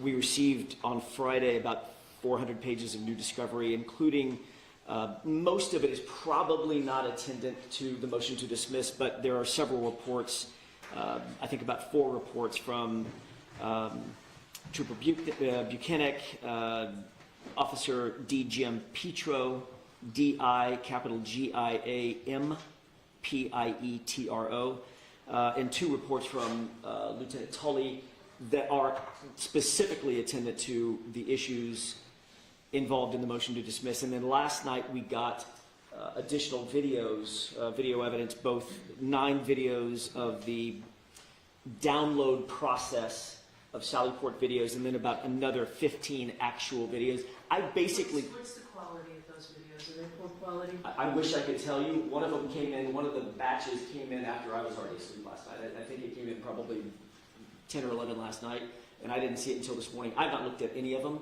Has anyone on the defense team looked at them? I know Ms. Little was... Your Honor, I briefly looked at them. It took about an hour last night at 9:30 p.m. to download everything. I cannot represent to the court that I've gone through it in detail. I saw what was there. I'm generally aware there are about 8 videos that were produced of them filming themselves dragging files that cut in and out. There's about, don't quote me on the exact number, I believe approximately 9 videos from the Sallyport garage, maybe 12. I have not watched them in detail. But have you noticed the quality? Is it something you can actually see, or is it blurred and... I think some of them are at least the same ones. Some of them I think are blurry. I haven't watched them all in detail. I can tell you that they have the same file names as some of the ones that are produced. They have different file sizes, but I haven't gone through them in detail. It was 9:30. Thank you. All right, go ahead, Mr. Johnson. Your Honor, just to close, I think that if I have overnight this evening, I think I can be ready by tomorrow. I'm generally ready. I just want to make sure I'm not missing anything, leaving anything on the So table. what I was thinking by way of scheduling, we've gone through just about everything we need to go through because it's about scheduling, what's the Commonwealth's position on Ms. Little's, or I assume it was Ms. Little's motion filed by Ms. Little motion to reconsider my previous ruling on the videos? Do you want time to file something on that? Are you prepared to argue that today? Because I can tell you the options that I have for scheduling. We've already downloaded the videos and provided them to yesterday pursuant to the court's directive. Okay, so that was going to be another issue that I had. I have not looked at them, Attorney Lally did, and he represented that they're all the videos we've already turned over, same quality as we previously provided. Okay. They're just copies of the same videos, although I do want to make sure the defense has an opportunity to examine them for themselves. But those have all been done, so the idea of revisiting them, we passed that. All right, so in order to keep moving this case forward, because I know how hard everybody's worked, what I was going to propose, based on my review of this, because I could just say no, which I'm not going to do, I would like anything that the defense is going to put in writing. If you're going to supplement this, and I would keep the supplement just limited to the Sally Port video and related evidence, that has to be filed by Thursday with the idea that we will have a hearing on this on Friday. We have Friday already blocked off. This way here, you can all leave for today, and we'll come back Friday with this. But I'd like it filed no later than 2 o'clock on Thursday, Massachusetts time. We've been getting things coming in later, including something from Misty Yannetti after 5:30 on night. So we need things filed by that court day. So you can have anything that the defense wants to file by 2 o'clock Thursday, and we'll see you all here for it how long do you think it'll take to argue the motion to dismiss? Your Honor, I would expect my comments, just based on what I have so far, an hour plus, perhaps an hour and 20 minutes, something like that. Okay. Commonwealth's response, any idea? Argument time, Laura? Yeah. It really depends on what the defense argues, but it typically is less. So if we start at 11, we'll finish Friday? Oh, of course. Yeah, yes, I believe we would, for sure. How does that schedule work for people? It works for the Commonwealth. I need to ask this little one quick question. While he's asking her that, that would mean that we do not have to appear tomorrow. Right, you're in federal court. I want you to be able to just go do that Thank you. and not have to come back here tomorrow. Yeah. And I'm trying to consolidate this now so you can leave in a half a day today rather than coming back. I'm just trying to make the best use of everybody's time. Much appreciated. Your Honor, 11 o'clock would work. I think I can make my flight. By the time we get done, I can take it to the airport. That's fine. All right, so where do we stand on the motion for reconsideration? It sounds like the files have already been provided and it's done. Your Honor, we still would like to be heard as to that. Obviously, we gave notice that we were seeking a motion for reconsideration on Sunday night. They did the download Monday morning after they had received that. There is still metadata, we believe, on the Canton PD drive. I think we're entitled to that. I think the law is clear. I would like to be heard on that issue. Obviously, we can't take back what they did. They have moved the files, and by doing that, it does alter the metadata, as our expert put in his affidavit. It may be lost, but we'd still like to have as much information as we can as it relates to those files. So how long does the Commonwealth need, I know this motion was just filed, how long does the Commonwealth need to be prepared for this motion regarding the metadata specifically? I think we'll file a written response. Okay. We're going to need a couple of days. Okay. And we have motions on maybe Friday. Yes. So I think I'll make a motion in writing, but I think we will hope to have the weekend if the court allows, because with all of these hearings, it's taken away quite a bit of our prep time. All right. Can you argue it on Friday and file a supplemental afterward? I can do that. That way then we can have everybody here Friday and I don't need to bring everybody back on Monday. We can do that now. Your Honor, I would ask for the same courtesy for the defense. We have all of our reciprocal discovery due on Thursday. We have all of our motions and limine due on Friday. I know the court would like us to have, the brief as to the motion to dismiss on Thursday, and I would love to be able to get the court that. But I would appreciate a little bit additional time as well. So I need to know how this affects the motion to dismiss though, right? I need to, you've had this since, so you've got these recent ones, but I need to know how that, are you going to argue that in the motion to dismiss? Well, I don't know because we got it last night at 9:30, so I wish I could answer that for the court, but I'm in a bit of a catch-22. It might be irrelevant, it might not change anything at all. I won't know until I have a chance to actually go through everything. But I need time, right, I need to know by Thursday. It doesn't have to be a complete report, an outline even, would the Commonwealth be satisfied with an outline? You know what the points are? An outline of what you are. Of what Ms. Little says, how this disclosure of, this late disclosure of videos. Sure, we'll deal with it. All right, so if you just so that I know the points that you're raising for the motion to dismiss, and then I'll want to supplement it very quickly thereafter. I have to decide this and put something right. So I need it to be done as quickly as possible. You've got a team of lawyers. I know the lion's share of the writing appears to be on you, Ms. Little, but there's everybody here that can help. May I have 1 minute, Ms. Little?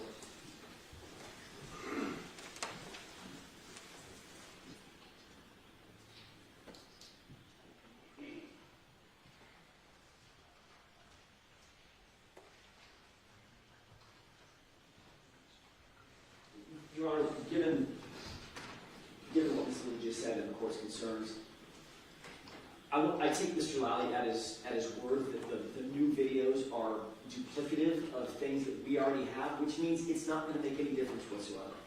Could I ask the court, if it's okay with Mr. Brennan, we can be here tomorrow afternoon, tomorrow late morning, right after the federal court proceedings.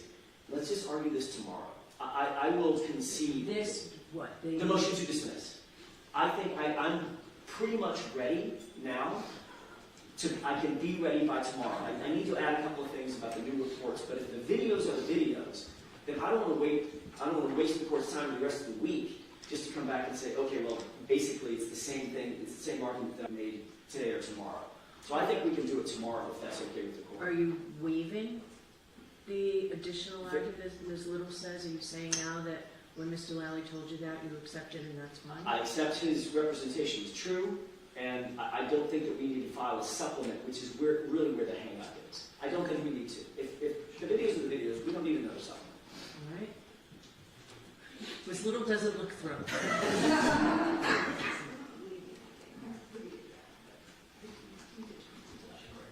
Right. Her key was the waiver. I'm not waiving anything on Ms. Reed's behalf, but if we need additional time, we can certainly let the court know tomorrow that we can file something supplemental. But the crux of the argument can be made tomorrow. I will be ready to argue tomorrow. Okay. What's the Commonwealth's position? I'll defer to the court. I know it's more complications with the defense and travel will be available whenever. So I think we did block off today and tomorrow, with the understanding that the defense team would not be here until sometime 11 o'clock or later. What about, Ms. Little, the motion regarding the metadata? Commonwealth needs time for that. Are we coming back Friday for that? That's fine, Your Honor. I'll be here on Friday. If you're going to be here on Friday, I just won't be here on Friday. So if we do the motion to dismiss tomorrow, I can head back tomorrow evening, and Mr. Little will handle it's her motion anyway. I greatly want to accommodate the defense as we have the entire time I've been here, but we have trial prep to do as well. And the more court hearing days we have hours of condition, the more time we can meet with witnesses and prepare our case. And so I want to make things as easy as possible for the defense. I do. all right, so Ms. Little already filed the motion for me to reconsider. Why don't we hear that tomorrow as well? Very well. Okay, and then we'll just finish up everything tomorrow. Very well. All right. All right, and then you won't have to be here Friday, but the motions in limine are all filed. It also involves filling out a final trial conference report. So Understood. you need to do that as well. That all has to be done by Friday. Understood. And then, my goal was not to bring you back one day at all next week, because then we're going to have a full hearing. I believe it's the 18th, and the motions in limine. That's right, the 18th. All right, so you have a whole week next week to You and I both. Okay. Trying to get everything done. Should we file a formal motion to ask the court's permission for delay from Friday till Monday? For the, Motions in Monday. the Commonwealths were due on, I mean, the defense were due on Thursday, Commonwealths on Friday? Or were they all on Friday? Reciprocal discoveries due Thursday. We want that to happen. Motions eliminated, I believe, are due Friday. Ms. Little, would you like the weekend for all those motions eliminated? I would appreciate that, Your Honor. All right, I'll give you both the weekend. Thank you All very right, much. motions eliminated to be filed on Monday. There's one additional housekeeping, Your Honor. There is also a motion pending, the dollar motion for Dr. Wolf. It has not been heard yet. A Daubert motion for, Dr. Wolf, it's a neurologist. So there's oh, I one thought you additional. meant, I was thinking the archivist. No, Your Honor, it's the neurologist, so the Commonwealth. Wolf without an E, WOLF. That was filed 2 weeks ago, I believe. I have not seen that. Okay. I'll make sure that the court gets a copy, but I know that was filed several weeks ago. I'll confer with Mr. The Commonwealth must have received it. We did. We have a Wolf as well, and I received their Lanigan motion, and we'll be prepared anytime to argue that. Do you want to argue it tomorrow? I'm comfortable arguing tomorrow. We're prepared. All right, so we've got an awful lot to fit in tomorrow. All right. If you get word that you'll be leaving the federal court and can be here before 11, please let us know.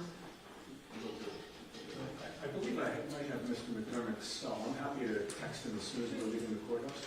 All right, just contact the clerk's office. Sure, okay. Anything else for today then?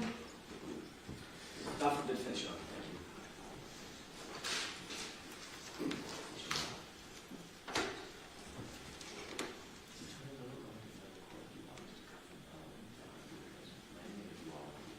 So I'm going to give you all a, why don't you clear up all the sends, I'll be out to touch. What court, all right, please?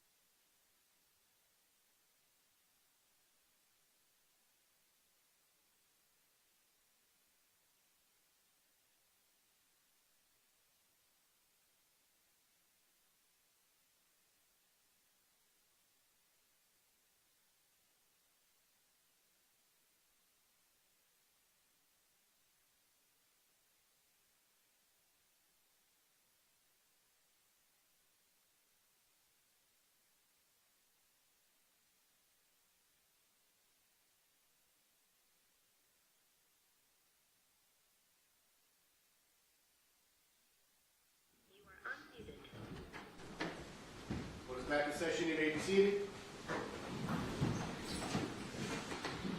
Okay, so where do we stand? There was something you all were talking about, is there anything that concerns me? Not at all, Your Honor. I think the schedule that the court had just articulated is the schedule that we'll follow. Mr. Brennan and I have discussed it briefly. The motion to dismiss, Ms. Little's motion, which I can't remember the name of it. The motion for reconsideration, thank you. And the Daubert-Wolf motion, I think we can try to compact all those in together tomorrow. So we will. Done. All right, Yes. so Mr. Alessi, are you arguing the Daubert motion? I'm arguing the Daubert motion, and I will compact it as Your Honor has just directed. So let's finish all this tomorrow. Understood. Thank you, Your Honor. All right? All right, so I'll see you all tomorrow. Thank you. All rise to the court, please.